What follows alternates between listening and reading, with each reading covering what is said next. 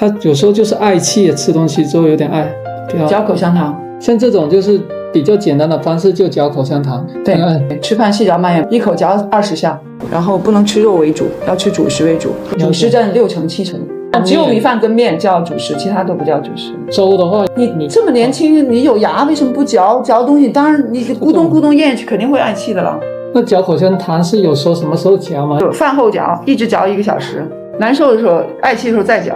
很冷吗？为什么要戴个手套啊？我这人不知道为什么一直手都很容易出汗，很冰，一直都这样。出了汗才冷？不是，他冷的时候也出汗。凉了还出汗？是先出汗再凉的吗？先出汗再凉。戴手套是不是太热了，所以才出汗？不是，平时都会出的，不戴也会出的。不要整天这么热天捂个手套，我都捂出汗了。你太紧张了，你老紧张肯定出汗。你摸着你的脉都蹦蹦蹦蹦蹦跳，你心里好紧张。我现在一紧张跟你说话就会出汗的了。我知道。他手经常冰，手经常冰，搓一搓，练功。中医讲，不光是有药物，还有导引。导引就是去锻炼，晒太阳、走路，然后做一些各种的功法，这个对你很重要。用那个8段锦好像是易筋经哦，练这个颜卫兵的易筋经，我这个觉得更适合你。开点中药给你吃，好好睡觉，锻炼身体。